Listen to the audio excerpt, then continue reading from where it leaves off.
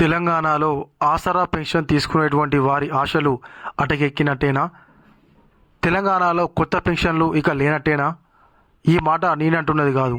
స్వయంగా తెలంగాణ ముఖ్యమంత్రి రేవంత్ రెడ్డి గారు మాట్లాడినటువంటి మాటలను బట్టి అర్థం చేసుకోవచ్చును.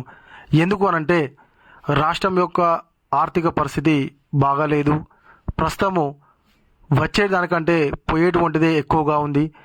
కొత్త పథకాలు ఏవి ప్రారంభించలేము. ఉన్నటువంటి పథకాలన్నిటిని బంద్ చేయలేము.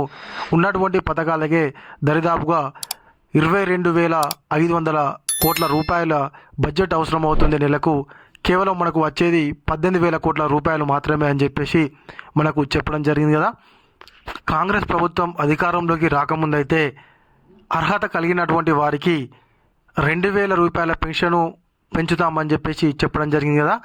2,000 ఉన్నది 4,000, 4,000 ఉన్నది 6,000 రూపాయలు చేస్తామని గతంలో హామీ ఇచ్చినటువంటి విషయం మనందరికీ తెలిసిందే. అయితే ఇప్పుడు ఏ కొత్త పథకాలను కూడా ప్రారంభించేటువంటి పరిస్థితుల్లో ప్రభుత్వం లేదు.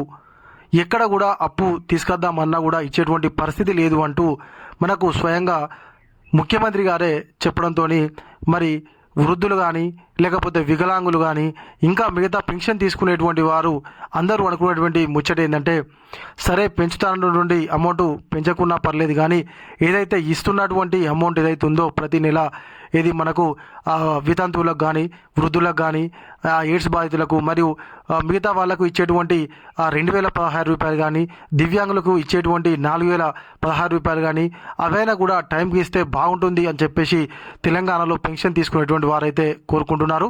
వాస్తవానికి చెప్పాలంటే తెలంగాణ ప్రస్తుతం అయితే ఆర్థిక పరిస్థితి చాలా దారుణంగా ఉందని చెప్పేసి మొన్న మనకు ముఖ్యమంత్రి గారు మాట్లాడినటువంటి మాటలలో అర్థమవుతుంది.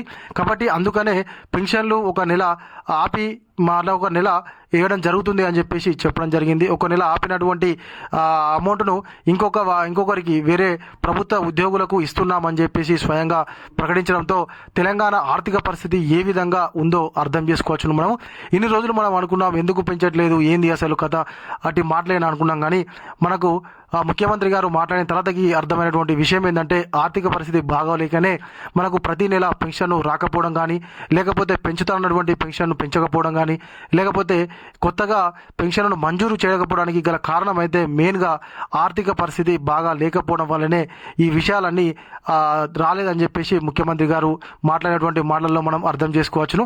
కాబట్టి తెలంగాణలో అయితే ఇప్పట్లో కొత్త పెన్షన్ల మంజూరు అనేటువంటిది లేకపోవచ్చు అనేది ఈ యొక్క విషయాలను బట్టి అర్థమవుతుంది. కొత్త పథకాలు ఏవి కూడా ప్రారంభించేటువంటి పరిస్థితుల్లో ప్రభుత్వం లేదు అని స్వయంగా ముఖ్యమంత్రి గారు చెప్పడంతో ఇక కొత్త పెన్షన్లు అయితే లేవు. ఇక ఉన్నటువంటి పెన్షన్దారులకే ప్రతి నెల వస్తే ఆడిగే మహాభాగ్యం అని అనుకోవచ్చును.